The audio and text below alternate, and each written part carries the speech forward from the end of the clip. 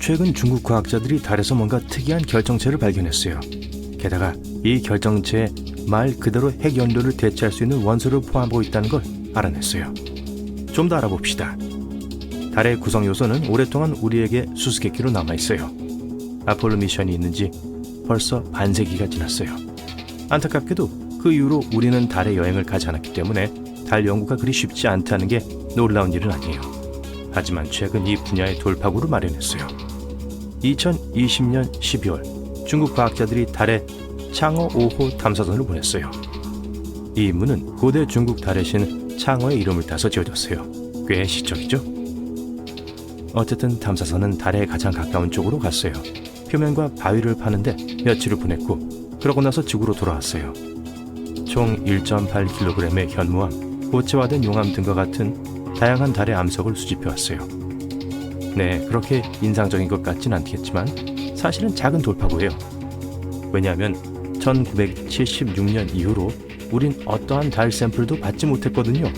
그리고 이 샘플들은 우리 세계의 역사를 배우는데 매우 중요해요. 우리는 알아내려고 수년간 애써왔어요. 예를 들어 달은 어떻게 탄생했을까요? 네, 많은 이론들이 있었지만 여전히 그중 어느 것에서도 제대로 된 증거를 찾을 수 없었어요.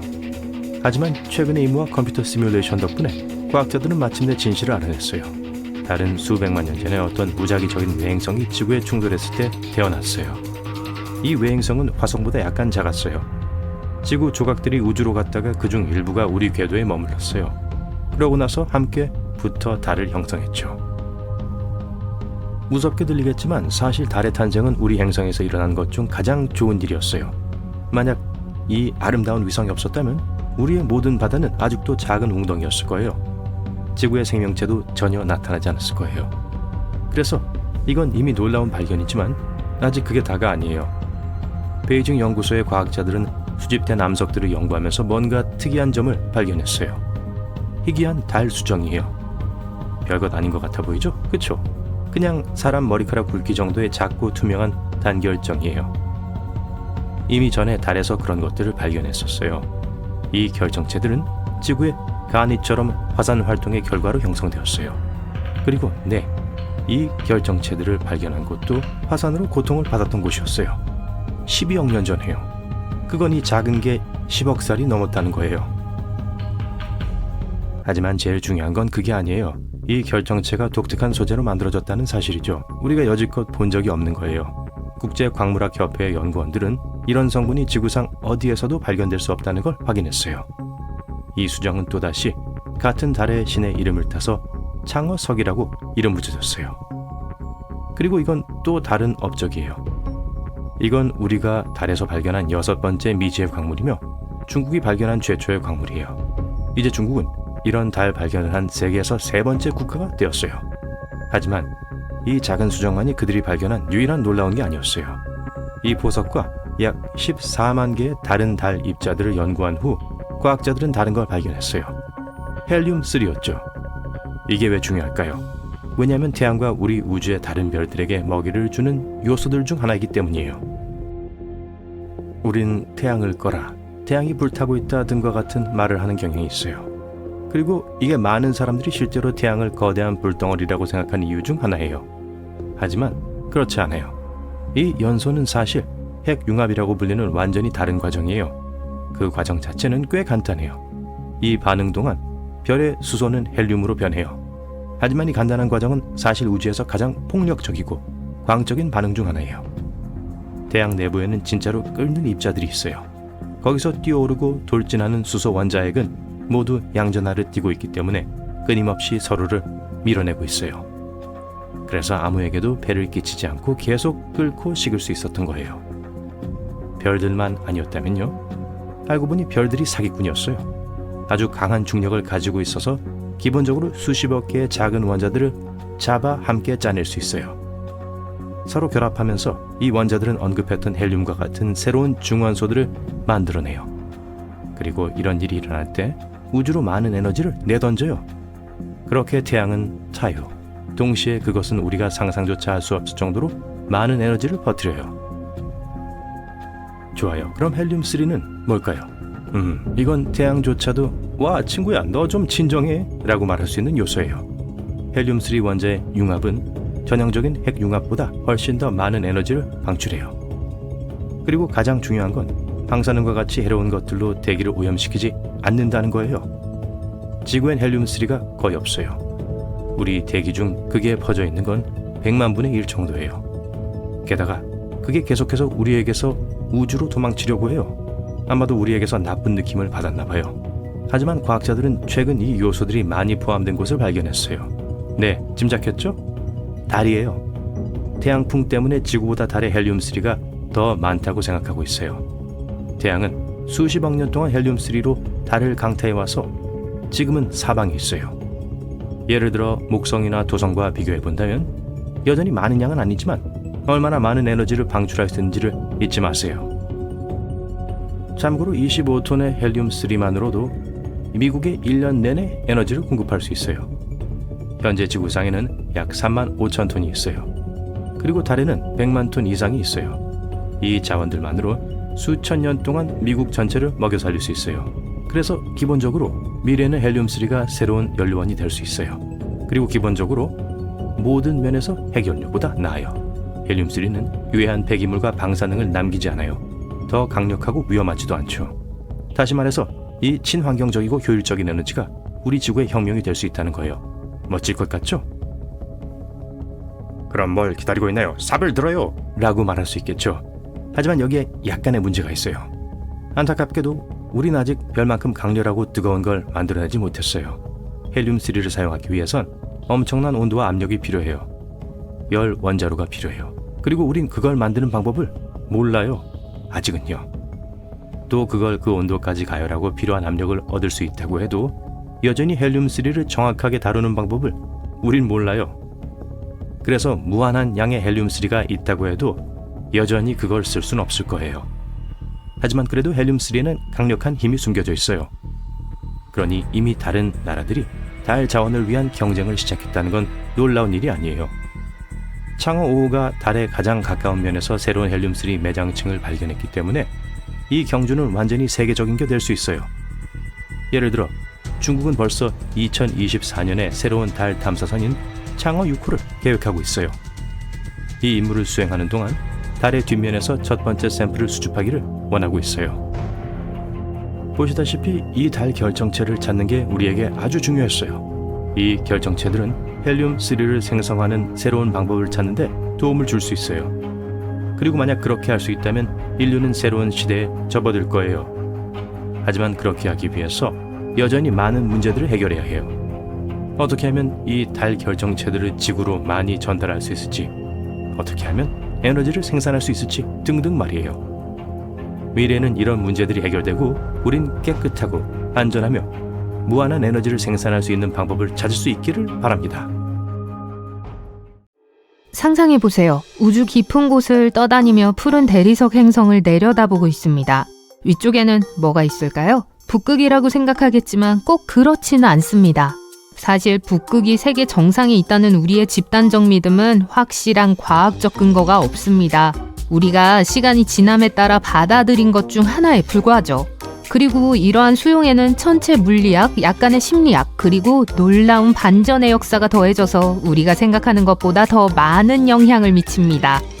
자신의 위치를 파악하는 것은 생존을 위해 매우 중요하며 이는 인간뿐만 아니라 대부분의 동물에게 해당돼요.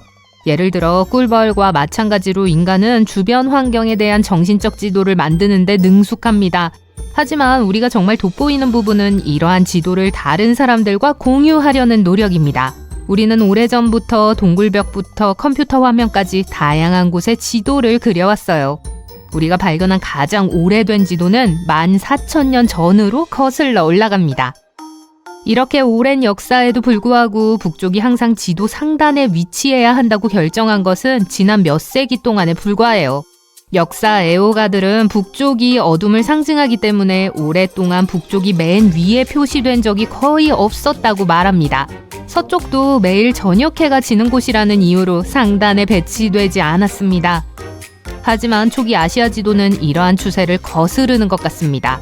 미리 말씀드리지만 북쪽을 맨 위에 표시한 이유는 나침반 때문이 아닙니다.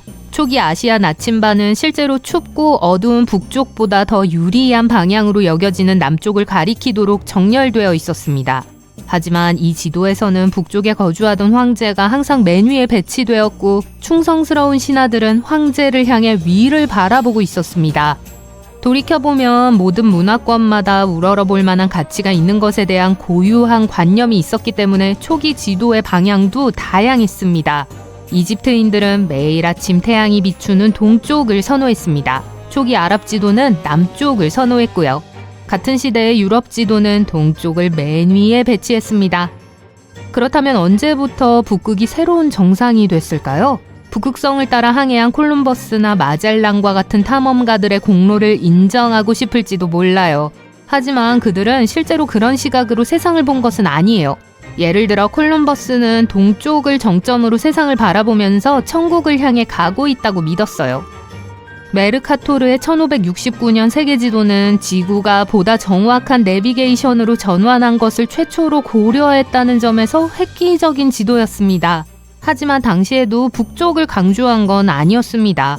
메르카토르는 선원들이 자주 항해하지 않았기 때문에 상대적으로 중요하지 않다고 생각하여 극점을 무한대로 투영했습니다. 북쪽을 맨 위에 배치한 것은 당시 탐험을 많이 했던 유럽인들이 더 많은 땅과 만날 수 있는 사람들이 북쪽에 위치하고 있었기 때문이었을 거예요.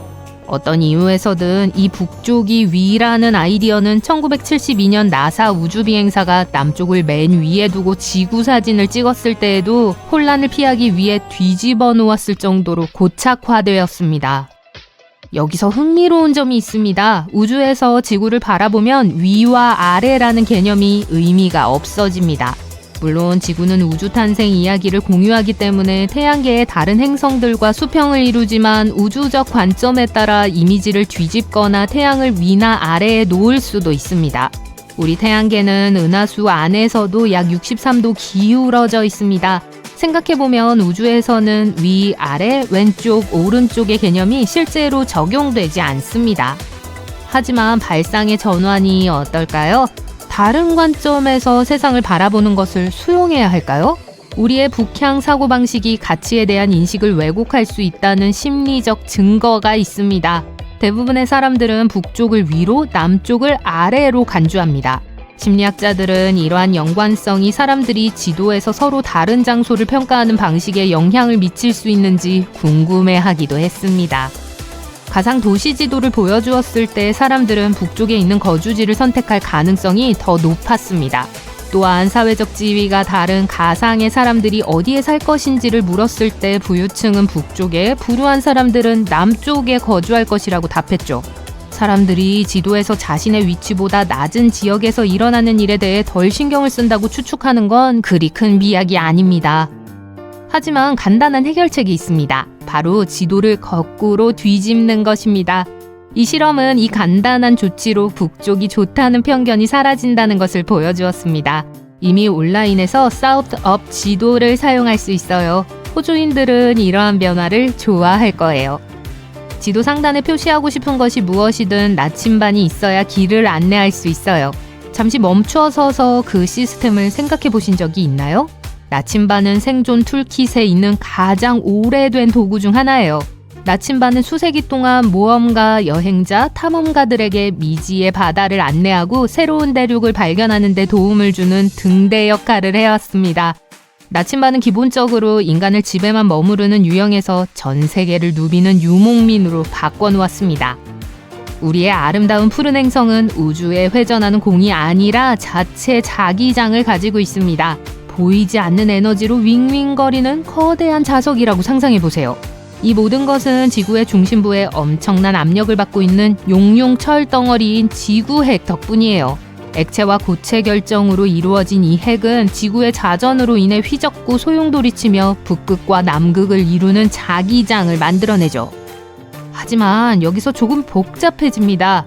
이러한 자기극은 지구가 자전하는 지구의 지리적 극과 완벽하게 일치하지 않습니다. 물론 가깝긴 하지만 정확히 같은 위치에 있지는 않습니다. 그렇기 때문에 자기장에 반응하는 나침반은 우리가 지리적 북극이라고 부르는 진북을 직접 가리키지 않아요. 대신 진북에서 약간 떨어진 자북을 가리키죠. 하지만 걱정하지 마세요. 우리가 가야 할 곳에 충분히 가까우니까요. 이 진북과 자북에 대해 더 자세히 이야기해 보겠습니다. 2019년 9월 360여 년 만에 처음으로 그리니치의 나침반이 진북을 가리켰다는 뉴스 기억하시나요? 아주 드문 일이죠. 일반적으로 나침반은 자북을 가리키는데 자북은 지도에서 일정한 지점이 아니에요. 자북은 지구 중심부의 변화에 따라 시간이 지남에 따라 변화하고 표류합니다. 반면에 진북은 지구 표면에서 변하지 않는 특정 지점인 지리적 북극을 가리킵니다. 따라서 나침반을 들고 있을 때 나침반이 가리키는 방향은 진북이 아니라 자북입니다. 여기서부터 더 재밌어집니다. 나침반에 표시된 진북 방향과 자북 방향 사이의 각도를 평각이라고 합니다. 간단한 개념을 멋지게 표현한 단어죠. 지구의 자기장은 단순하고 직선적인 것이 아니라 흔들림과 하강이 있기 때문에 편각은 모든 곳에서 동일하지 않습니다. 편각은 장소마다 다릅니다. 또한 나침반의 재료에는 자화 처리된 금속으로 만든 작은 바늘이 쓰이는데 철이 가장 일반적이에요. 이 바늘을 작고 뾰족한 것, 즉 피봇에 올려놓고 어떤 종류의 액체, 보통 미네랄 오일 또는 이와 유사한 것에 띄워 놓습니다. 이렇게 하면 바늘이 회전하면서 지구의 자기장에 따라 춤을 추게 돼요. 나침반을 손에 평평하게 쥐면 바늘이 내려앉아 자북을 가리킵니다. 이제 나침반을 보면 작은 표시가 보이는데 이를 방위라고 합니다. 재미있는 점은 바늘의 빨간색 끝은 항상 북쪽을 가리키고 흰색 또는 검은색 끝은 항상 남쪽을 가리킨다는 점입니다. 이것이 바로 나침반의 남북춤입니다. 또한 나침반 케이스 상단에 화살표가 있는 경우가 많은데 이것은 방향 화살표입니다. 이 순간을 위해 수년간 훈련해왔습니다. 이제 준비됐어요? 여러분은 문턱에 서 있습니다. 심호흡을 하고 용감하게 문을 엽니다. 국제 우주 정거장 밖으로 나와 광활한 우주로 뛰어내려요. 아, 이건 질리지 않네. 송식이 장치를 통해 말합니다. 우주를 이동할 때마다 깃털처럼 가벼워집니다. 물론 우주복은 빼고요. 언젠가 어떤 남자가 말한 것이 사실입니다. 우주복은 몸의 움직임을 20% 제한한다고요. 즉 우주 공간에서 서툴게 움직일 확률이 20% 더 높다는 뜻인데 결코 좋은 확률은 아닙니다. 우주 유영 중에는 실수가 별로 허락되지 않아요. 드디어 도킹포트에 도착했습니다. 주변을 둘러보니 정거장의 수리가 필요한 부분이 보여요. 이곳은 다른 우주 왕복선이 지구나 다른 행성에서 올 때 도킹하는 곳입니다. 약 일주일 전 목성에서 온 우주 왕복선이 착륙을 잘못 계산해서 포트 일부가 파손됐어요. 새 보호막을 우주복 벨트에 부착했습니다. 이제 정거장에 나사로 고정하기만 하면 돼요. 이 작업을 위해 수중에서 몇 시간 동안 훈련했습니다. 필요한 훈련을 받기 위해 수영장 안에서 무겁고 덥고 불편한 수트를 입었어요. 들어온다! 사라가 송시기를 통해 외칩니다. 터무니없이 빠른 우주 파편 폭풍이 방심할 틈도 없이 다가와서 무슨 일인지 물어볼 겨를도 없습니다. 주변의 모든 것이 흔들립니다. 여러분은 안전을 지켜주는 스트랩을 꽉 붙잡으려고 노력해요. 하지만 안 돼! 파편이 헬멧 보호막에 부딪힙니다. 들어와요, 밥. 괜찮아요? 무전기를 통해 사라가 묻습니다. 충돌로 인해 약간의 충격을 받았지만 모든 것이 괜찮아 보여요. 운석은 사라졌으니 이제 작업에 집중할 수 있습니다. 새 도킹 쉴드를 연결하는 밧줄을 몸에 더 가까이 당겨보지만 밧줄의 다른 부분에는 아무것도 없습니다. 이런... 혼자 생각합니다. 들어와 사라. 쉴드를 잃어버렸다. 반복한다. 쉴드를 잃어버렸다. 매우 심각한 상황이에요. 여러분도 알고 계실 거예요. 우주로 떨어지는 모든 물체는 국제 우주정거장이나 다른 우주선과의 충돌 경로에 들어갈 수 있습니다. 훈련을 기억하려고 노력하지만 머릿속이 하얘집니다. 여자친구가 좋아하는 도자기 항아리를 깨트렸을 때보다 더 끔찍한 일이에요. 우주선에 함께 탑승한 다른 우주비행사 사라가 송시를 통해 외칩니다. 안 돼, 밥. 네가 한 일이 아니라고 말해줘. 이건 완전 재앙이라고 밖으로 나갈게. ISS 아래에서 쉴드를 발견합니다. 중형 자동차 문 정도의 크기로 꽤 빠르게 움직이고 있어요. 이 시나리오에서 일어날 수 있는 일은 쉴드가 지구로 다시 내려와 대기권에 진입할 수 있다는 것입니다. 내려오는 도중에 불이 붙고 분해되겠지만 어쨌든 나사와 여러분에게 꽤나 안 좋은 일이 되겠죠. 다른 옵션은 자동차 문 크기의 방패가 추진력을 얻어 궤도를 돌다가 ISS와 여러분을 타격하는 겁니다. 또는 비슷한 궤도에 있는 다른 위성이 충돌할 수도 있어요. 문제는 이렇습니다. 우주가 무한한 공허함이라고 생각했다면 그건 잘못 생각한 거예요. 여러 나라에서 우주를 여행할 수 있을 만큼 강력한 장비를 개발하기 시작한 이래로 우주는 그 어느 때보다 붐비고 있습니다. 사람 때문이 아니고요.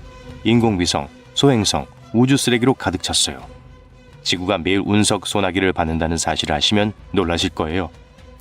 하지만 운석은 너무 작아서 지구 표면에 그 누구도 알아채지 못합니다. 보통 땅에 떨어지기 전에 잿더미로 변해요. 하지만 그게 다가 아닙니다. 이번 임무에서 방금 여러분에게 일어난 일은 이전에도 여러 차례 있었던 일입니다. 우주 비행사들은 우주 공간에서 계속 물건을 잃어버려요. 그래서 나사는 부주의하게 떠다니는 모든 쓰레기의 궤도를 추적하고 모니터링하는 부서를 만들어야 했습니다. 우주의 소프트볼 크기의 파편이 23,000개가 넘게 떠돌아다닌다면 믿으시겠어요? 더 작은 물체까지 포함하면 그 수는 50만 개까지 늘어납니다. 안전장치를 풀고 아무런 보호장치 없이 우주 공간을 위험하게 탐험하려던 찰나 사라가 먼저 도착한 것을 발견합니다. 사라가 혼자서 이 일을 하도록 내버려둘 수 없어 함께 가기로 결심해요. 참고로 이건 여러분이 지금까지 받은 모든 나사 핸드북과 훈련에 위배되는 행동입니다. 하지만 여러분은 공상과학 영화에서나 통하는 일이라면 우리도 할 수 있을 거야 라고 생각하죠. 그게 사실과는 거리가 멀다는 건 누구나 알고 있지만요. 사라는 파편 보호막 가까이 있습니다. 하지만 그녀의 몸무게 때문에 완전히 다른 방향으로 궤도를 돌게 돼요. 좋아 라고 혼자서 생각합니다. 이제 영웅이 되어 빛을 발할 차례예요. 물속에서처럼 발을 움직여보지만 우주에는 마찰이 없습니다. 고장난 장비를 구출하기 위해 접영을 할 수도 없어요. 사라에게 연락을 시도했지만 그녀는 응답하지 않습니다. 이제 혼자서 해야겠군요. 어떤 이유에서인지 여러분은 떠다니는 자동차 문 보호막과 비슷한 경로로 궤도를 돌기 시작합니다. 아마도 짐이 너무 많아서 그런 것 같아요. 아니면 그날 아침 먹은 보리또 때문일 수도 있고요. 영화 그래비티의 조지 클루니가 된 것 같은 기분이 듭니다. 아니, 더 나아가 스타워즈 오비완 케노비가 된 기분일 수도 있어요. 네, 지금 여러분은 제다이처럼 강하고 강력한 기분을 느끼고 있습니다. 우주 파편과 부드럽게 충돌하기를 바라며 두 손을 몸 앞으로 쭉 뻗어요. 그리고 셋, 둘, 하나. 착륙에 성공했습니다. 농담이지만 정말 우주 잔해에 도킹하는데 성공했어요. 만세! 이제 어쩌지 하고 생각합니다. 계획을 조금 더 검토했어야 하는 건데 말이죠. 여전히 파편을 조정할 방법이 없습니다. 이제 관제센터에 연락해 물체와 자신이 어딘가로 가고 있다고 말할 방법도 없어요. 겁먹지 마세요. 겁먹으러 여기까지 온 건 아니잖아요. 여러분이 할 수 있는 최선의 방법은 뭘까요? 먼저 지구를 마음속으로 그려보세요. 이 위에서는 절대 실망하지 않아요. 그런 다음 지금 처한 상황에서 일어날 수 있는 시나리오를 상상해보세요. 정상적인 체중으로는 지구 궤도를 벗어나기엔 충분하지 않습니다. 만약 이런 일이 발생한다면 금성 궤도로 진공청소기처럼 빨려 들어가 엄청난 열기를 느끼며 불쾌한 시간을 보내게 될 거예요. 그리스 신화에서 금성은 사랑을 상징하지만 금성 가까이 궤도를 도는 것은 사랑스럽지 않다는 것은 여러분도 잘 알고 계실 겁니다. 너무 가까이 접근하면 우주복이 열을 견디지 못하기 때문이죠. 우주복은 최고 121도 정도까지만 견딜 수 있도록 만들어져 있습니다. 그리고 금성의 대기는 371도까지 가열될 수 있어요. 하지만 솔직히 최악의 시나리오는 그보다 훨씬 간단합니다. 우주복이 귀, 코, 입을 물에 빠뜨릴 수도 있어요. 네, 이런 일은 여러분보다 앞서 우주 유영을 떠났던 우주 비행사들에게도 일어났던 일입니다. 우주복을 차갑고 시원하게 유지하기 위해 우주복은 냉각 시스템을 구성하는 3.8리터 분량의 물에 의존하는데요. 이 시스템은 재활용된 공기를 헬멧 뒤쪽으로 보내야 하는데 가끔 새는 경우가 있습니다. 그리고 광활한 벌판 한가운데에 고립되어 있다면 피할 수 있는 곳이 없죠. 하지만 잠깐, 수평선의 적이 뭐죠? 모듈형 우주선입니다. 소리를 질러보지만 헬멧 밖에서는 아무것도 들을 수 없어요. 손을 흔들어 봅니다. 우주선이 바로 여러분을 향해 오고 있네요. 드디어 찾았네. 생각보다 오래 걸렸어. 사라가 말했습니다. 분명히 그녀는 여러분이 우주 미아가 되기 전에 여러분을 찾기 위해 제때 우주 정거장으로 돌아갔던 모양이에요. 이 작은 모험 때문에 우주 비행사 점수를 좀 잃게 될 것 같은데? 라고 여러분은 말합니다. 물론 그럴 거예요. 하루가 1년보다 더 오래 지속되는 것을 상상해보세요. 금성에서 하루는 자전축을 한 바퀴 도는 것을 의미하며 지구의 243일과 맞먹는 긴 시간입니다. 더 이상한 점은 금성은 하루가 이렇게 길지만 1년이 지구보다 짧다는 사실입니다. 지구가 태양 주위를 한 바퀴 도는데 약 365일이 걸리는 반면 금성은 단 225일 만에 완료합니다. 따라서 금성에게 하루는 1년보다 더 대단한 날입니다. 금성은 일반적으로 이상한 행성입니다. 지구보다 조금 작지만 지구와 매우 닮아 지구 쌍둥이라고도 불립니다. 하지만 몇 가지 큰 차이점도 있습니다. 예를 들어 금성은 반대 방향으로 돌기 때문에 태양이 서쪽에서 뜨고 동쪽에서 집니다. 그리고 자기 멋대로 움직이는 행성은 금성만이 아니에요. 천왕성도 그렇습니다. 마지막으로 금성은 대기는 정말 대단합니다. 지구에 서 있으면 주변 공기의 무게를 잘 느끼지 못합니다. 하지만 금성에서는 코끼리가 어깨 위에 앉아있는 것과 같은 느낌을 받을 수 있어요. 금성의 대기압은 지구의 90배에 달해요. 금성의 대기에는 두꺼운 독성 가스층이 있습니다. 예를 들어 모든 화산에서 방출되는 이산화탄소가 있죠. 엄청난 힘으로 대기를 누릅니다. 그 결과 엄청나게 뜨거운 온도가 발생합니다. 우리가 금성에 착륙하기까지 오랜 시간이 걸릴 것은 당연한 일입니다. 한편 수성은 태양에 가장 가까운 행성으로 금성보다 공전 궤도가 훨씬 빠르며 지구 시간 약 88일 만에 태양 주위를 완전히 돌 수 있습니다. 그러나 수성은 자전축이 느리게 회전하기 때문에 수성에서의 하루는 지구 시간으로 약 176일이 걸립니다. 거의 반년이죠. 금성과 마찬가지로 수성의 하루는 1년보다 훨씬 더 길어요. 수성은 태양에 가장 가깝기 때문에 온도 변화가 극심한 것은 당연한 일입니다. 낮 기온은 426.7도까지 치솟아서 납을 녹일 정도로 뜨겁습니다. 하지만 일몰을 기다리세요. 밤이 되면 영하 178.9도까지 떨어집니다.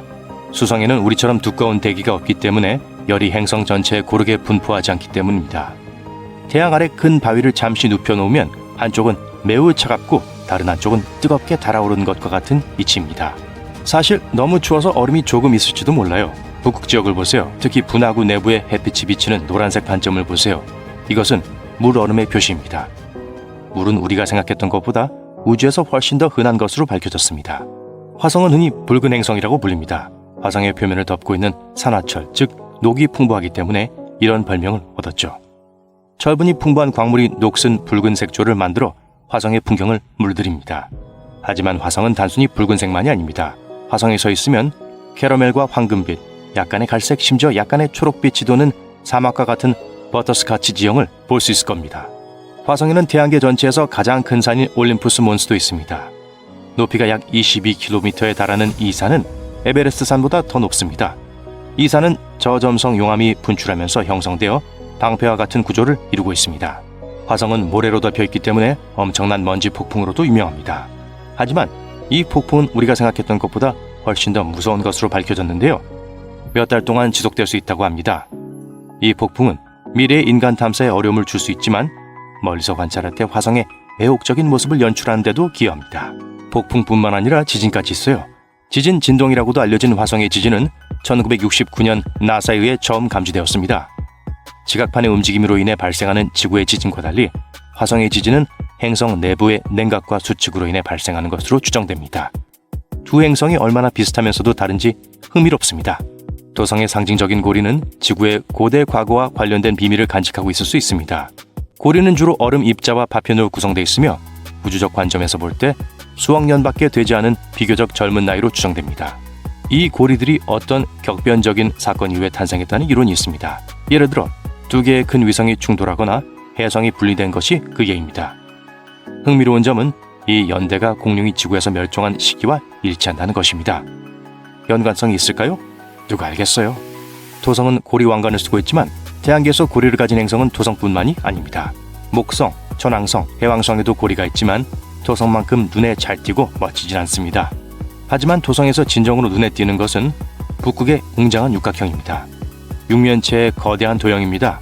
이 놀라운 구조물의 각 변의 길이는 약 14,484km로 지구 지름보다 1,931km나 더 길어요.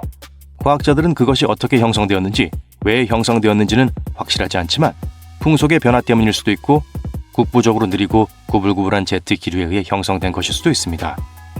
지금까지는 토성의 또 다른 미스터리로 남아있습니다. 토성의 육각형과 마찬가지로 목성에도 이상한 점이 있습니다. 그것은 대적점이라고 불립니다. 적어도 350년 동안 격렬한 폭풍을 일으켜왔으며 지구 자체보다 더 큰 폭풍입니다. 그 이름과는 달리 이 지점의 색은 벽돌색에서 옅은 연어색에 이르기까지 수년에 걸쳐 다양하게 변해왔습니다. 과학자들은 이 지속적인 폭풍을 계속 연구하여 그 지속성과 끊임없이 변화하는 색채의 신비를 밝혀내고 있습니다.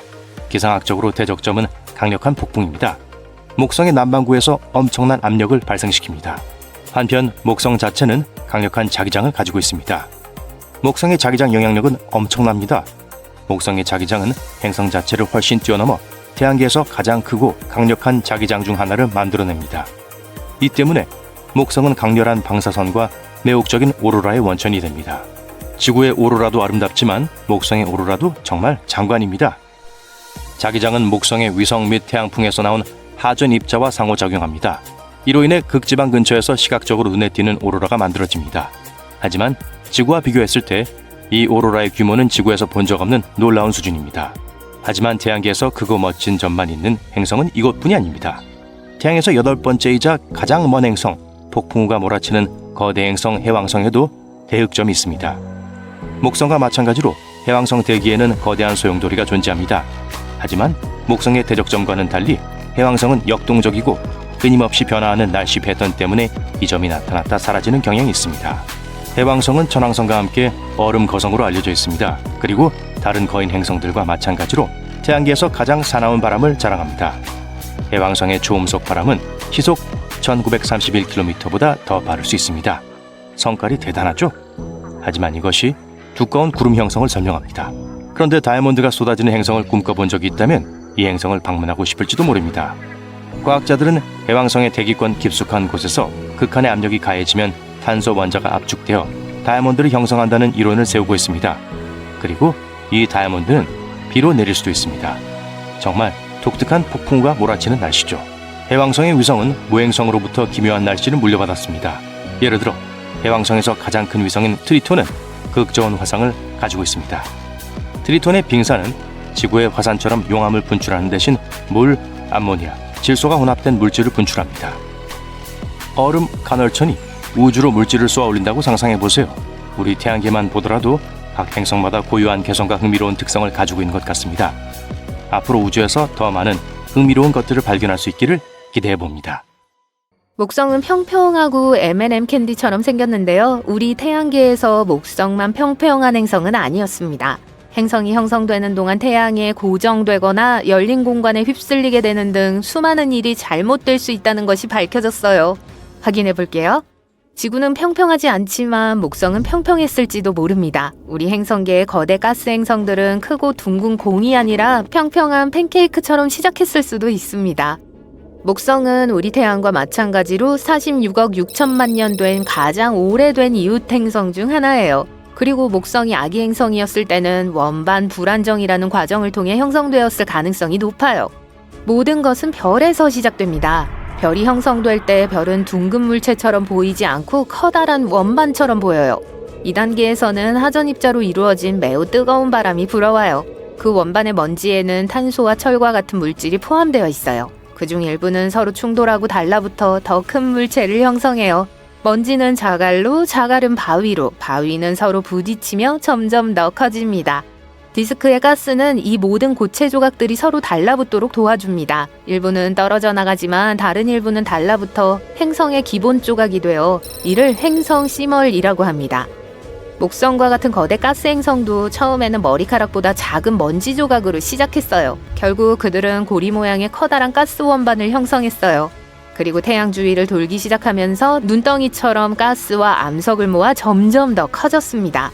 가스 거인은 특별해요. 그들은 디스크의 더 차가운 부분에서 태어났습니다. 추운 지역에서는 분자가 느리기 때문에 쉽게 잡을 수 있어요. 이러한 곳에서는 물이 얼고 작은 얼음 조각이 서로 달라붙어 먼지와 섞일 수 있어요. 이러한 더러운 눈덩이가 모여 목성, 토성, 천왕성, 해왕성과 같은 거대한 행성의 핵을 형성합니다. 별에 더 가까운 따뜻한 지역에서는 수성, 금성, 지구, 화성과 같은 암석 행성이 형성되기 시작합니다. 얼음 행성들이 탄생한 후에는 이 작은 행성들을 위한 가스가 많이 남지 않았어요. 별이 탄생한 후 이러한 암석 행성이 형성되는 데는 수천만 년이 걸릴 수 있습니다. 그리고 우리 태양은 동시에 성장하면서 근처의 가스를 빨아들이고 멀리 있는 물질을 더 멀리 밀어냈어요.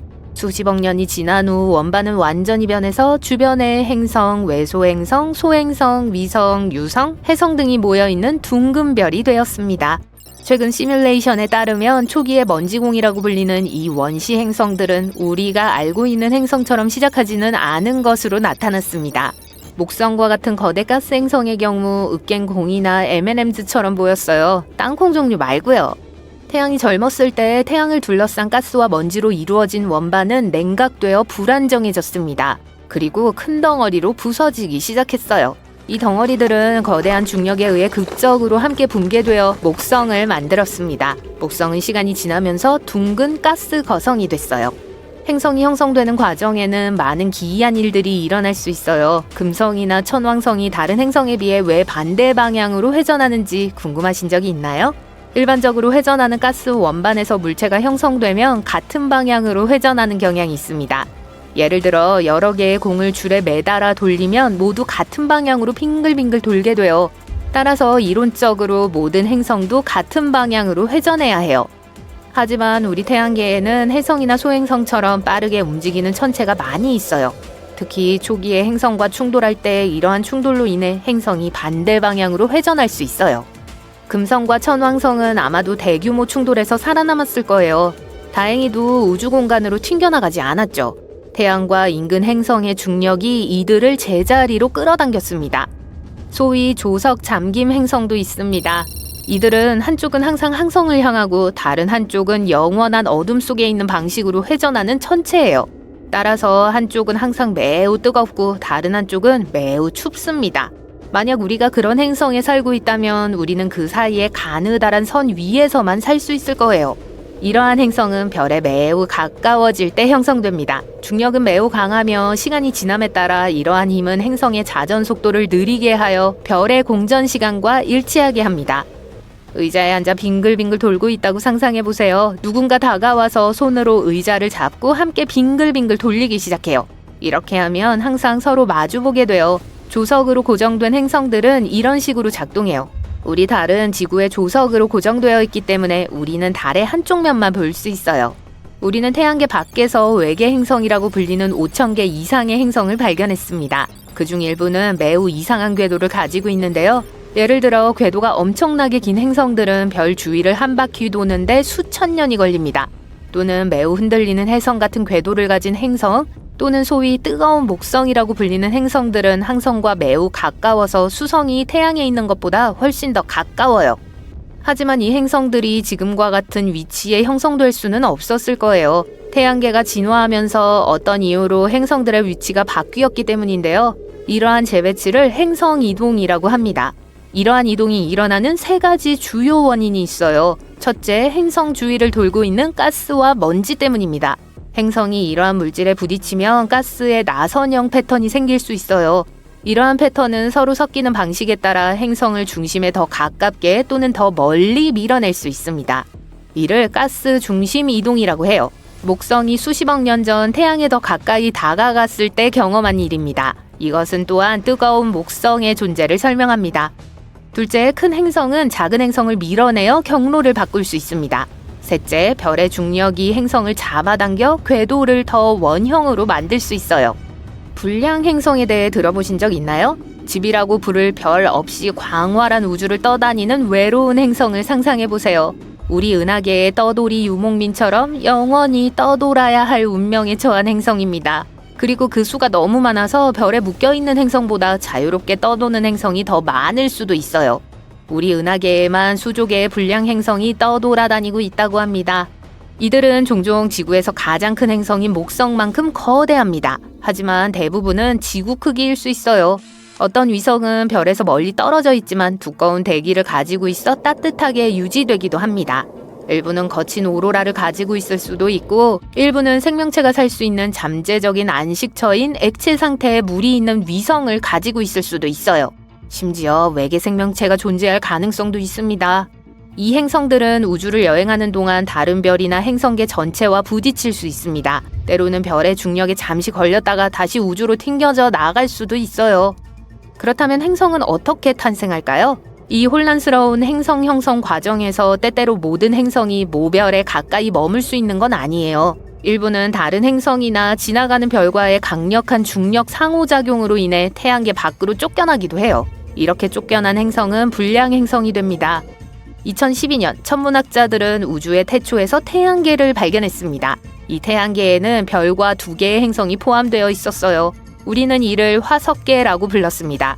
이 별은 우리 우주 전체만큼이나 오래된 약 130억 년 된 매우 오래된 별입니다.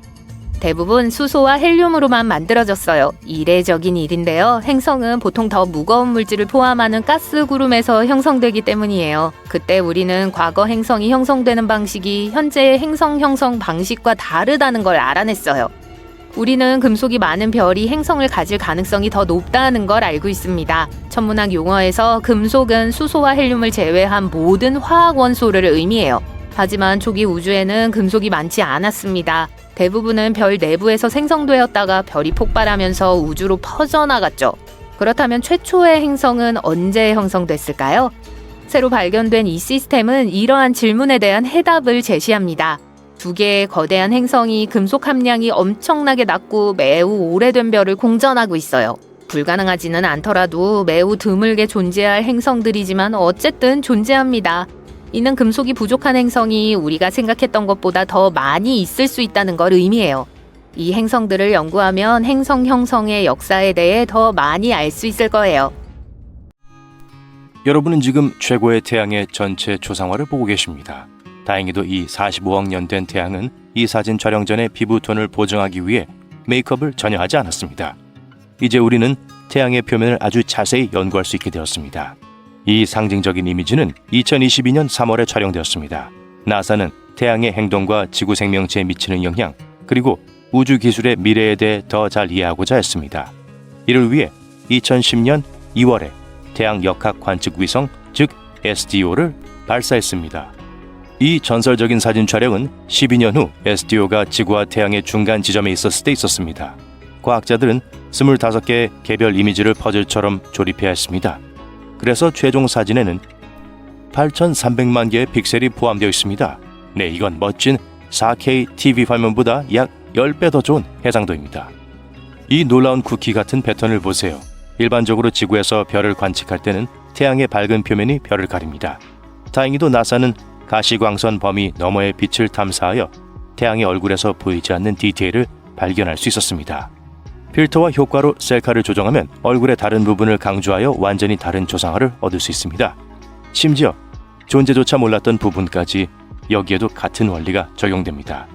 이 모든 플라즈마 볼은 서로 다른 전자기 파장에서 촬영된 동일한 태양 사진입니다. 드러난 반점과 패턴은 태양의 피부 내부에서 일어나는 현상을 조금 더 잘 이해하는 데 도움이 될 수 있습니다. 빛의 속도로는 매우 빠르다는 뜻입니다. 하지만 새벽에 뺨을 어루만지는 이 장밋빛 광선은 먼 길을 여행했고 인간의 관점에서 보면 엄청나게 오래된 것입니다. 태양의 핵에서 생성된 광자는 별의 대기를 통과하는 데 1만 년에서 17만 년이 걸립니다. 그리고 지구에 도달하는 데는 약 8분이 더 걸립니다. 그렇다면 왜 그렇게 오래 걸리는지 알아봅시다. 투어는 태양 대기의 상층부에서 시작됩니다. 영화나 연극에 나오는 태양의 신을 기억하시나요? 그들은 종종 황금빛 광선으로 장식된 고급스러운 왕관을 쓰고 있죠. 실제 태양도 대기의 바깥층인 코로나라는 화려한 왕관을 쓰고 있습니다. 그러나 물론 그 크기와 영광은 플라스틱 의상 왕관과 비교할 수 없죠. 그리고 그 모양은 그렇게 안정적이지 않습니다. 코로나는 모성을 감싸고 있는 가스 껍질이기 때문에 태양 자기장의 영향을 받아 그 크기와 형태가 끊임없이 변합니다. 계기 일식 중에는 지구에서 육안으로 이 왕관을 볼 수 있습니다.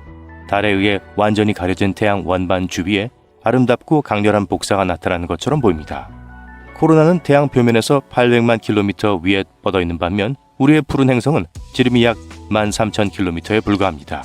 따라서 가상의 코로나 광선 하나는 지구 크기의 행성 약 62만 5천 개를 일렬으로 세운 것과 같습니다.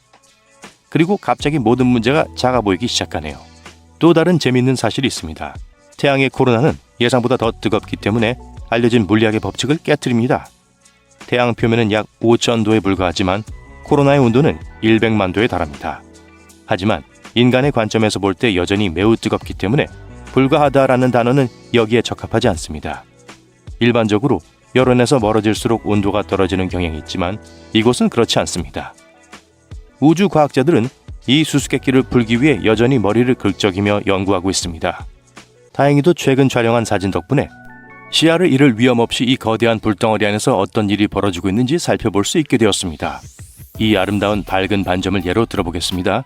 코로나층 아래에서 일어나는 태양 플레어를 묘사한 겁니다. 태양 플레어는 자기장이 서로 부딪힐 때 발생하는 강력한 폭발입니다. 발생하면 모양이 바뀌고 빠르게 재구성되죠. 이러한 자기장은 그 자체가 매우 난기류인 플라즈마에서 발생하므로 이러한 현상은 태양에선 놀라운 일이 아닙니다. 태양도 사람처럼 피부에 어두운 반점이 있다고 누가 생각이나 했겠어요? 이 어두운 부분을 코로나의 구멍이라고 합니다. 지구인들은 극지방에서 아름다운 오로라를 관측할 때 그 영향을 경험할 수 있습니다. 코로나의 구멍이 더 어둡게 보이는 이유는 이 지점의 플라즈마가 더 차갑고 밀도가 낮으며 자기적으로 개방되어 있기 때문입니다. 이러한 조건 덕분에 태양풍이 태양 표면에 머무르지 않고 태양계를 가로질러 바깥으로 빠져나갈 수 있습니다. 그리고 태양풍이 지구의 자기관에 부딪히면 오로라가 나타나 우리의 눈을 매혹시킵니다. 다행히도 이 지역의 들판은 태양풍을 식혀둡니다. 눈이 녹는 것을 원하는 사람은 아무도 없겠죠. 이제 태양의 머리카락에 비유할 수 있는 것을 찾는다면 태양 흑점이 가장 좋은 후보가 될 겁니다. 이 크고 밝은 플라즈마 고리는 태양 표면에서 발생하여 우주로 수천 킬로미터까지 뻗어 있습니다. 수명은 수일에서 수개월까지 다양합니다. 이 지역에서 가장 흔한 현상 중 하나죠. 태양 흑점에 대한 최초의 상세한 설명은 14세기로 거슬러 올라가지만 현대 과학자들은 여전히 흑점이 어떻게 그리고 왜 형성되는지 연구하고 있습니다. 안쪽으로 더 들어가면 전이 지역을 마주하게 됩니다. 이 층의 두께는 약 100km입니다. 그리고 현지 날씨는 상상을 초월합니다. 기온은 500만 도까지 올라갈 수 있습니다. 전이층은 코로나와 태양 대기의 마지막 영역인 채층 사이에 위치합니다. 다음 목적지에 오신 것을 환영합니다. 채층은 스피큘이라는 과학적 미스터리로 유명합니다. 따라 말해보세요. 스피큘. 재밌네요. 이 장관을 이루는 풀잎 같은 플라즈마 제트는 태양 표면에서 위로 발사되어 초당 약 400km의 속도에 도달합니다. 마치 태양 표면에서 트램펄린을 탄 것처럼 각 스피큘은 우주 공간에서 몇 분간 지속되다가 다시 태양 대기권으로 떨어집니다. 우주 비행사들은 자성을 띤 입자가 어떻게 태양에 아주 가까이 있으면서도 태양의 거대한 중력을 피할 수 있는지 설명하는데 어려움을 겪고 있었습니다. 2017년에 그 해답이 나왔습니다. 한 과학자 그룹이 중성 입자가 자성을 띤 입자가 태양 중력에서 잠시 벗어날 수 있도록 추가적인 부력을 제공한다는 사실을 발견했습니다. 행복한 생각과 픽시 먼지라는 제 사촌의 설명보다 더 나은 설명이네요. 그러네요. 이제 채층을 통해 1700km 안쪽으로 이동하여 마침내 태양 표면인 광구에 도달해 봅시다. 태양 표면의 두께는 약 400km입니다. 하지만 지구와 달리 태양 표면은 전혀 단단하거나 안정적이지 않습니다. 이곳의 온도는 어떤 물질이 존재하기엔 엄청나게 뜨겁습니다. 반면에 과학자들은 플라즈마를 물질의 네 번째 상태라고 부르기도 합니다. 안 될 것도 없죠. 이온화된 원자와 자유전자로 구성되어 있기 때문에 물질이라고 할 만하죠. 그렇다면 뭐가 문제일까요? 언젠가 우리는 플라즈마로 된 현지인들을 만나게 될지도 모르죠. 하지만 그들의 따뜻한 포옹은 사양하는 게 좋을 것 같아요. 엄청 뜨거울 테니까요. 어쨌든 인류는 태양을 더 깊이 탐사할 수 있는 기술이 없기 때문에 광구는 우리의 최종 목적지입니다. 따라서 더 자세히 알고 싶다면 우주선을 직접 발명해야 합니다. 하지만 시간이 없어요. 앞으로 70에서 80억 년밖에 남지 않았으니까요. 과학자들의 주장에 따르면 그 이후에는 태양이 사라질 겁니다. 사실 그 과학자들이 먼저 사라지겠지만요. 하지만 괜찮은 경쟁자가 있습니다. 나사의 파커 태양 탐사선은 현재 태양을 가장 깊숙이 탐사하는 데 있어 챔피언입니다. 이 우주선은 2023년 9월 27일에 태양 표면에서 태양 중심부를 향해 730만 킬로미터를 이동하는 데 성공했습니다. 그리고 파커 탐사선은 같은 해 12월에 다시 한번 자체 기록을 갱신했습니다. 그렇다면 왜 녹지 않았을까요? 이 탐사선은 극한의 환경과 온도 변화를 견딜 수 있도록 설계되었습니다. 맞춤형 열 자폐막과 거대한 태양빛으로부터 탐사선을 보호하는 자율 시스템이 장착되어 있습니다. 나사는 더 야심찬 계획을 가지고 있습니다. 2024년 12월 파커는 태양에 가장 근접한 접근을 시도할 예정입니다. 지금까지 인간이 만든 그 어떤 물체보다 빠른 시속 70만 킬로미터의 속도로 태양을 향해 나아갈 겁니다. 탐사선은 태양의 빛나는 뜨거운 표면에서 불과 610만 킬로미터 떨어진 곳에 도달할 겁니다. 마치 별에 착륙하는 것과 같습니다. 천문학자들은 이미 이 장엄한 이정표를 달 착륙과 비교했습니다. 밤에 착륙하면 더 안전할 것 같네요. 네, 맞아요. 그건 오래된 농담이죠. 1994년 날이 어두웠기 때문에 바이오스피어 2라고 알려진 애리조나의 유리돔 단지의 비상구를 여는 두 개의 실루엣을 아무도 보지 못했습니다.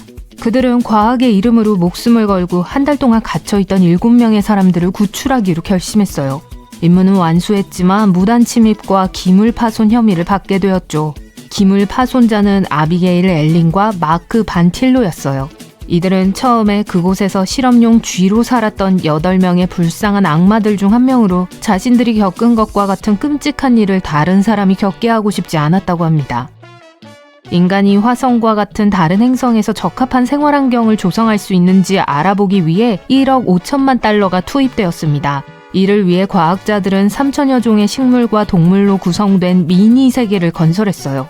바이오스피어 2는 3에이커 규모의 밀폐된 서식지로 미니 열대우림, 산호초가 있는 전용 해변, 초원 사바나, 습지, 사막까지 갖추고 있습니다.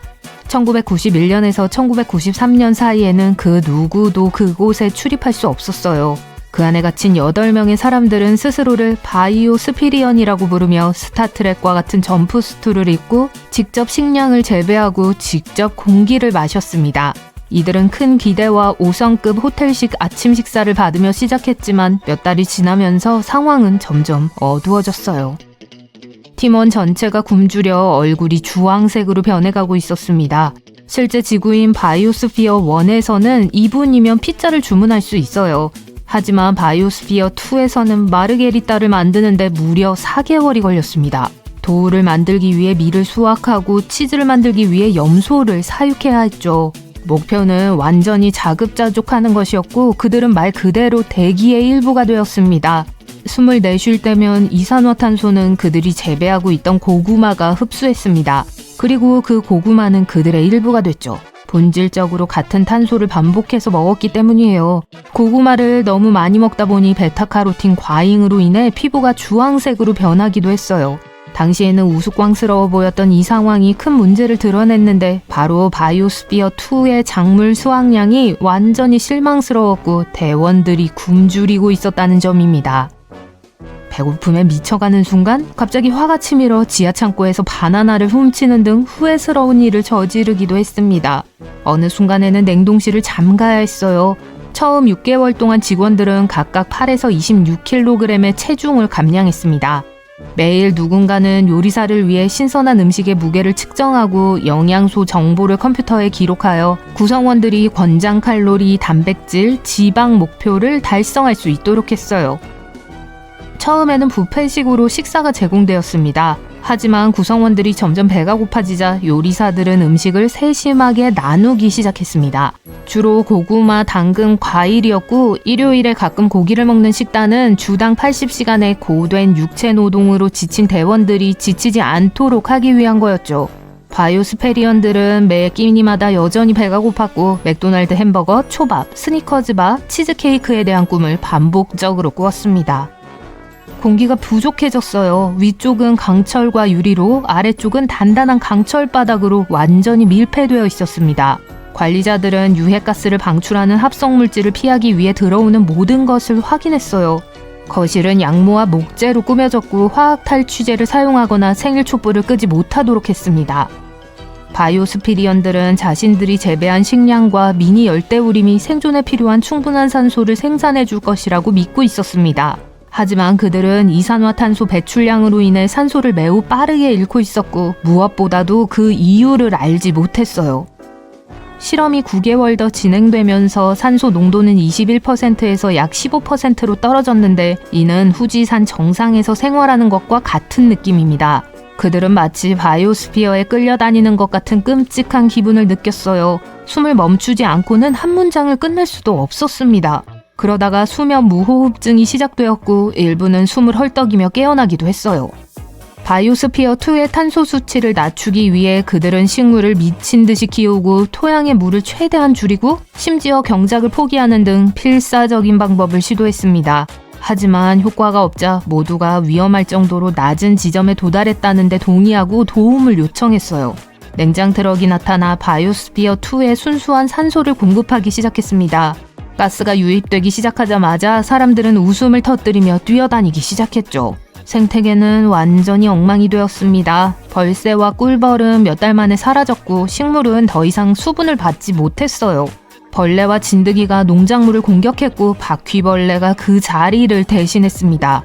유기물을 재활용하기 위해 4종류의 바퀴벌레를 들여왔지만 일반 가정 바퀴벌레가 최후의 생존자였습니다.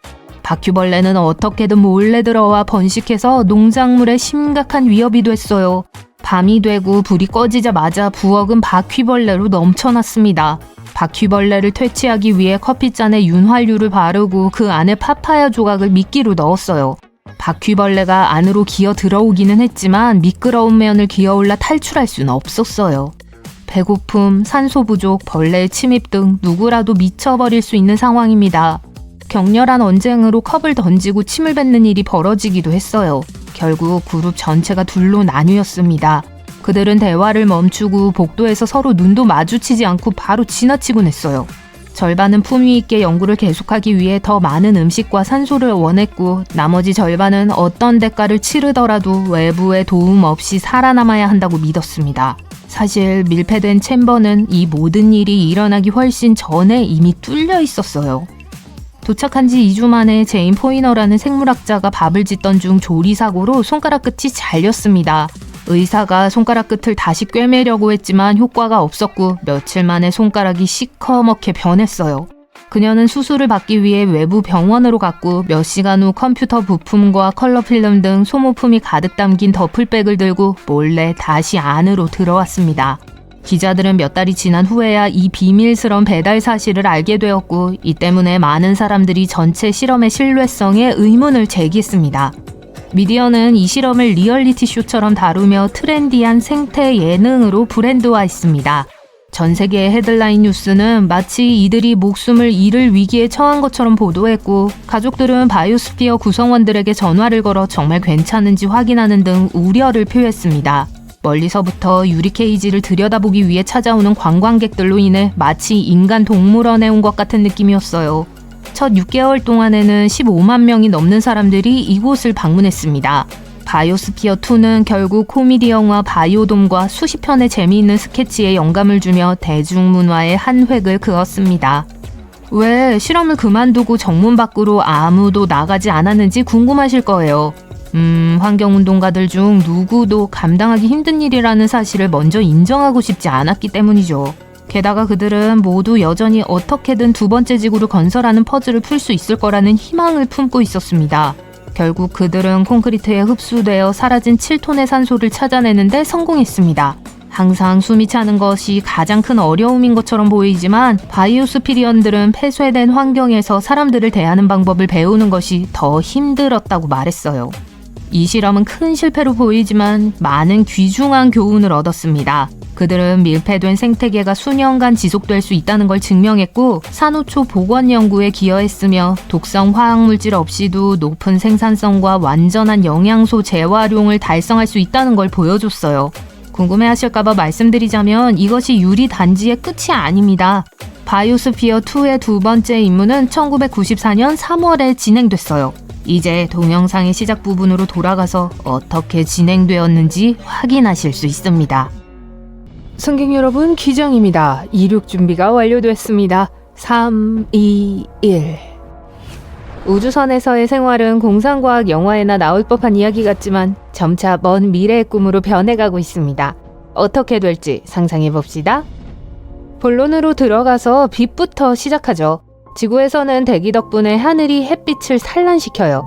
그래서 우리는 여러 방향에서 빛을 받습니다. 그리고 그림자 대비 주변광이 있어요. 하지만 우주선에서는 멋진 주변광을 만들어줄 하늘이 없습니다. 태양계 안에서 우주선을 타고 있을 때 우주선의 한쪽은 태양이나 다른 별에 의해 밝게 빛나고 한쪽은 그림자에 가려져 있을 수 있습니다. 조승달처럼 말이죠. 우주선이 태양계에서 멀리 떨어져 있다면 밝게 비추어지는 부분은 없을지도 몰라요. 모든 별에서 아주 멀리 떨어져 있기 때문에 우주선은 깊은 어둠 속을 비행하게 될 겁니다. 하지만 걱정하지 마세요. 첨단 기술이 태양빛을 모방할 방법을 찾아낼 테니까요. 아마도 디자이너가 창문과 비슷한 LED 조명 패널을 배치하면 우주선에 탑승한 사람들은 그 차이를 알아차리지 못할 겁니다. 그럼 사람들은요? 한 연구에 따르면 160명으로 구성된 승무원이 200년 동안 생존 가능한 인구를 만들 수 있다고 합니다. 여기서 중요한 건 대규모 유전자 풀에서 승무원을 선발하는 거예요. 승객은 6촌 또는 7촌보다 가까운 사이가 있으면 안 됩니다. 현재 예상은 그렇습니다. 어쩌면 수백 년 후에는 모든 국가가 우주선 안에서 살게 될지도 몰라요. 지구에서의 이웃 국가가 우주에서 이웃이 될 거예요. 이것은 토르 라그나로크의 한 장면을 떠오르게 해요. 헬라에게서 살아남은 아스가르드인들이 그랜드마스터의 우주선을 타고 탈출하는 장면이요. 그들은 정착하기 위해 지구로 갔죠. 어쩌면 우리는 외계 행성 프록시마 센타우리 B로 갈지도 몰라요. 외계 행성은 태양계 너머의 행성을 말합니다.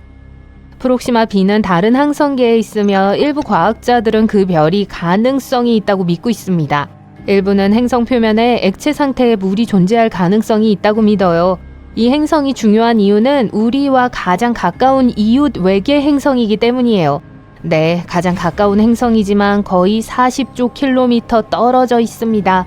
이 근접성을 더 잘 이해하기 위해 비교를 좀 해볼게요. 현재 가장 빠른 우주선 중 하나인 뉴 호라이즌스는 시속 48,000km가 넘는 엄청난 속도로 움직이고 있습니다. 하지만 이 속도로도 프록시마 B에 도착하려면 수천 년이 걸려요. 그때까지 시공간을 뛰어넘는 방법을 알아내길 바랍니다. 현실적으로 첫 번째 옵션이 더 가능성이 높습니다. 가장 빠른 우주선으로 여행을 떠났다고 가정해 볼게요. 이 경우에도 여전히 수백 년이 걸리는 여행이 될 거예요. 이것은 또 다른 작은 문제, 즉 인간의 수명으로 이어집니다. 같은 승무원이 끝까지 탑승할 수 없습니다. 세대 우주선이 해결책이 될 거예요. 성인들이 우주선에 탑승합니다. 그리고 그들의 자녀와 그 자녀의 자녀, 인류가 마침내 새로운 행성에 도착할 때까지 말이죠. 다른 두 가지 대안이 있습니다. 연구원들이 어떻게든 사람들이 수세기 동안 살 수 있는 방법을 만들어낸다면 이런 우주선은 필요하지 않을 겁니다. 마찬가지로 사람을 얼리는 시스템이 있을 수도 있습니다. 새로운 행성에서 건강한 인구를 유지하려면 2만 명이 필요합니다. 현재로서는 첫 번째 시나리오가 더 마음에 들어요. 세대 우주선에서의 생활은 아마 다음과 같을 거예요. 데이트는 지구에서만큼 로맨틱하지 않을 겁니다. 출산을 조절하는 유전학자가 존재할 거예요. 전반적으로 선택의 자유는 줄어들고 규칙은 엄격해질 겁니다. 모든 세대에는 완수해야 하는 특정 임무가 있을 거예요. 누군가는 의사가 되어야 하고 누군가는 배관공이 되어야 합니다. 새로운 세대는 경력 계획 테스트를 받을 수도 있어요. 각자의 장점, 적성, 열정, 가능한 직업에 따라 배정받게 될 겁니다. 설국열차가 생각나는데 이 버전에서는 좀 더 인간적이고 더 나은 방향으로 진행되길 바랍니다. 사람들은 모든 물을 필요로 하며 폐기물을 생산할 거예요. 그때쯤이면 우리는 플라스틱에 의존하지 않을지도 모릅니다. 또한 재활용도 다른 차원으로 발전할 수 있어요. 여전히 물은 필요할 거예요. 건강한 사람은 1년에 거의 1100리터 이상의 물이 필요합니다. 행성에 들러서 물을 보충할 수는 없으니까요. 그렇다면 우주선 거주자들은 이 문제를 어떻게 해결할 수 있을까요? 이미 일부 우주비행사의 폐기물을 순수한 물로 재활용하는 시스템이 있습니다. 다음 문제는 의무실입니다. 우주선에서는 박테리아나 미생물이 거의 없을 수 있습니다. 사람들은 더 강력한 면역 체계를 위해 그것들이 필요해요. 너무 고립되어 행성에 착륙하면 그곳의 잠재적인 환경에 대처하는데 어려움을 겪을 수 있습니다. 보호 장비도 중요합니다. 깊은 우주는 방사능이 있는 곳이에요. 지구에는 DNA를 파괴하는 방사능으로부터 우리를 보호하는 자기장이 있어요. 우주선에는 강력한 보호막이 필요합니다. 어쩌면 우리는 일종의 역장을 만들 수 있을지도 모릅니다. 나사는 우주에서 식물을 재배하는 시스템을 개발 중입니다. 아마도 농업과 가축을 위한 특별한 섹션이 있을 거예요. 또한 이런 종류의 우주선은 동식물 샘플도 운반할 수 있을 거예요. 특정 공원과 다양한 미니 생태계가 있을지도 모르죠. 배에 탄 사람들의 정신건강에도 좋을 것 같아요. 인류의 존재를 유지하는 것은 좋지만 실존적 위기는 승객들을 혼란스럽게 할 수 있어요. 승객들은 공원에서 우주 샌드위치를 먹고 지저귀는 새소리를 들으며 잠시 휴식을 취할 수 있습니다. 어린 승객에게는 정원뿐만 아니라 교육을 위한 놀이터와 학교 교실이 필요할 수 있습니다. 아마도 완전히 새로운 커리큘럼이 있을 거예요.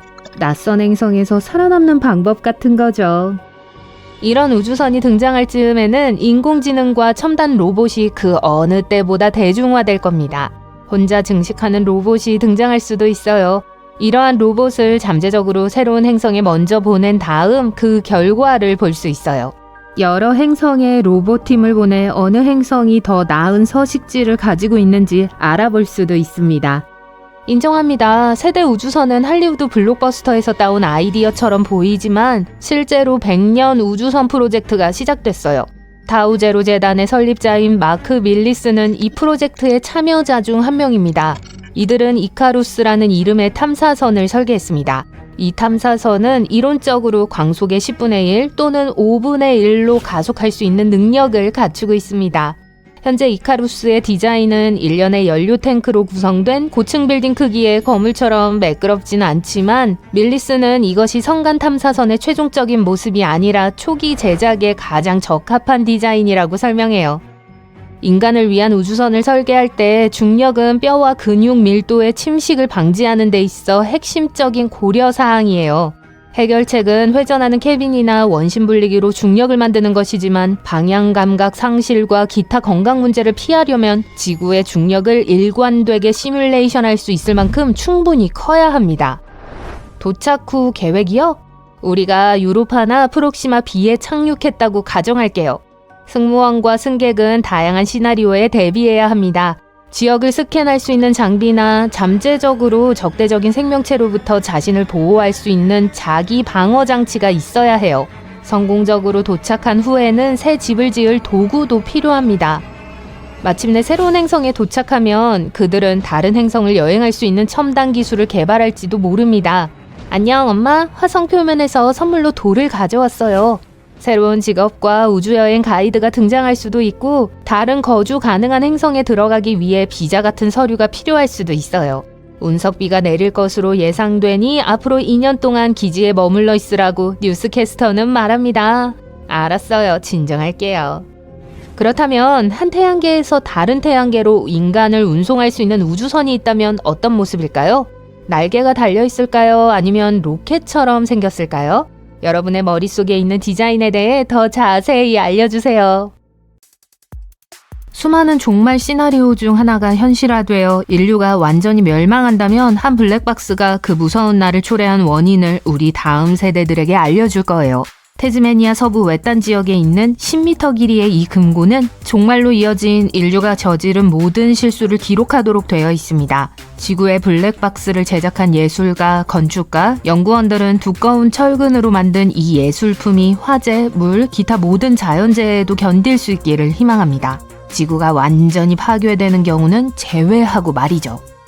비행기에서 볼 수 있는 블랙박스처럼 이 타임캡슐은 다음 문명이 더 나은 삶을 영위하고 인류의 슬프고 비극적인 운명을 피할 수 있도록 도와줄 겁니다. 이 프로젝트는 완전히 비상업적이며 중요한 메시지를 담고 있어요. 이 상자에는 저장 드라이브가 가득하고 인터넷에 접속할 수 있습니다.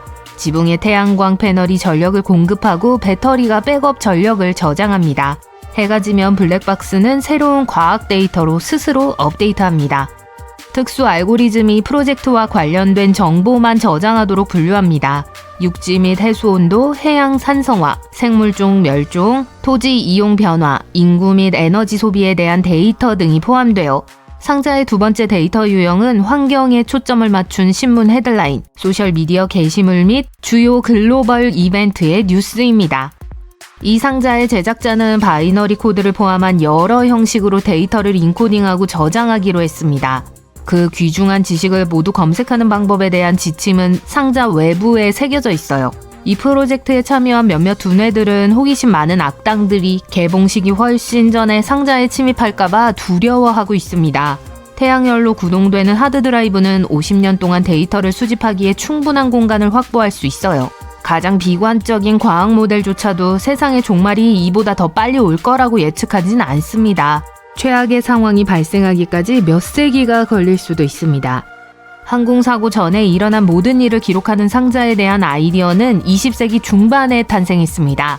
당시 세계 최초의 제트역에 끼인 드아빌란드의 해성은 2년 동안 7번 추락하여 110명의 목숨을 앗아갔죠.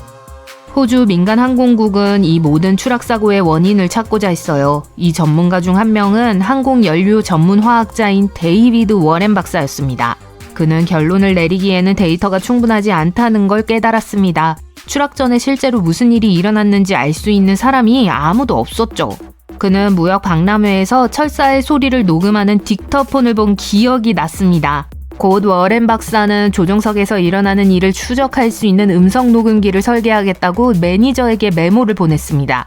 이 녹음기는 비행 데이터를 녹음하고 내충격성 컨테이너에 보관됐습니다. 당시 호주에서는 비행이 흔한 일이 아니었기 때문에 매니저는 이 아이디어를 탐탁치 않게 여겼어요. 워렌 박사는 자신의 차고에서 시제품을 만들기 시작했어요. 그는 호주를 방문했을 때 영국 항공등록위원회 장관에게 준비된 장치를 보여주었습니다. 그는 이 아이디어를 정말 좋아했고 이후 워렌 박사는 시제품을 개발하는 데 도움을 줄 팀을 꾸렸습니다. 그의 발명품의 정확한 명칭은 블랙박스가 아니라 비행 데이터 기록 장치예요. 그리고 검은색이 아니라 주황색입니다. 중도로 기기가 검게 그을리기 때문에 블랙박스라고 부르는 걸 수도 있어요. 또는 첫 번째 상자가 반사를 방지하기 위해 그 색으로 칠해졌기 때문일 수도 있고, 과학자들이 복잡한 내부 작동 체계를 갖춘 데이터 입출력 장치를 일반적으로 일컫는 이름이기 때문일 수도 있습니다. 따라서 비행 데이터 기록 장치는 데이터 기록 장치와 조종석 음성 녹음 장치의 두 부분으로 구성됩니다. 과거에는 2개의 상자였지만 지금은 2개의 실린더로 구성되어 있어요. 데이터 기록 장치는 엔진 배기, 온도, 연료 흐름, 항공기 속도, 고도 및 하강 속도와 같은 중요한 비행 데이터를 추적해요. 두 번째 부분은 사고 발생 시 항공교통 관제와의 통신을 분석하기 위해 조종석의 소리를 녹음해요. 이 장치는 최대 2시간 동안만 데이터를 녹음한 다음 이전 소리를 덮어씁니다. 때로는 두 부분이 결합되어 상자처럼 보이기도 합니다. 이 장치는 조종석에서 데이터와 음성을 녹음하지만 실제로는 비행기의 구조상 충돌 시 가장 잘 보호되는 기체 후미에 위치합니다. 블랙박스에는 물에 젖으면 활성화되는 위치 추적 송신기가 있어요. 이 송신기는 30일 동안 신호를 발신합니다. 수색대는 기록장치의 밝은 주황색을 시각적 신호로 사용해요. 때로는 상자를 찾는데 오랜 시간이 걸리기도 해요. 어떤 경우에는 전혀 찾지 못하는 경우도 있습니다. 최초의 비행기가 발명되기 훨씬 전, 블랙박스는 고대 알렉산드리아 도서관을 의미했습니다. 고대에는 이집트, 메소포타미아, 그리스 같은 곳에 살던 사람들에게 도서관과 기록보관소는 낯선 존재가 아니었어요. 하지만 이러한 초기 기관은 지역의 전통과 유산을 보존하는 데 더 중점을 두었습니다. 보편적인 도서관이라는 개념은 그리스인들이 크게 생각하기 시작하면서 비로소 생겨났어요. 그들은 이집트의 이웃 국가들이 하는 일에 깊은 감명을 받아 지식을 습득하기 위해 탐험을 준비했죠. 마케도니아의 왕 알렉산더 대왕은 지식에 대한 갈망으로 그의 동료, 장군, 학자들에게 이전에 지도가 없었거나 잘 모르는 지역에 대해 자세히 보고하도록 요구했습니다. 이를 통해 지리에 관한 많은 정보를 수집하고 훌륭한 도서관을 만드는 데 기여했죠. 대부분의 정보는 그리스어로 작성되었습니다. 이 도서관에는 아리스토텔레스의 책이 그리스 문학 전집의 일부로 소장되어 있었습니다. 일부 소식통에 따르면 도서관 설립자들은 새로운 책을 찾기 위해 알렉산드리아 항구에 들어오는 모든 배를 멈춰 세웠다고 합니다. 그리고 책을 발견하면 도서관으로 가져갔죠.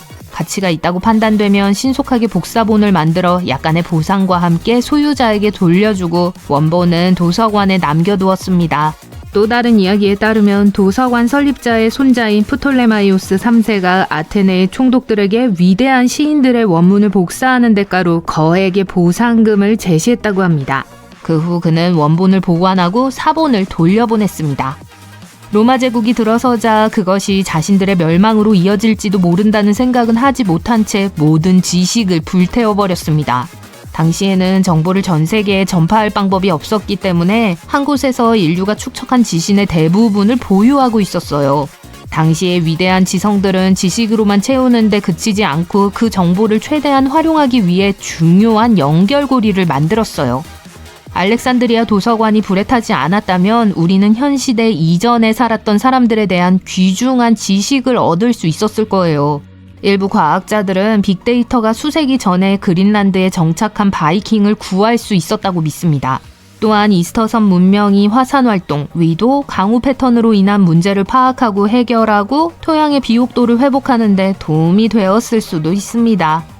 오늘날을 사는 일반적인 사람은 15세기의 사람이 평생 동안 배울 수 있는 양만큼의 데이터를 하루에 접한다고 해요. 알렉산드리아 도서관 전체에 있는 모든 파피루스 두루마리가 주머니에 넣을 수 있는 일반 플래시 드라이브에 들어갈 수 있다는 이론도 있어요. 매일 생성되는 빅데이터의 양이 너무 많아 정보 과부하로 인해 득보다 실이 더 많을 수도 있습니다. 우리는 글로벌 문명을 향해 나아가고 있기 때문에 모든 지식이 사라진다면 하나의 제국이 아니라 전 세계를 잃게 될 거예요.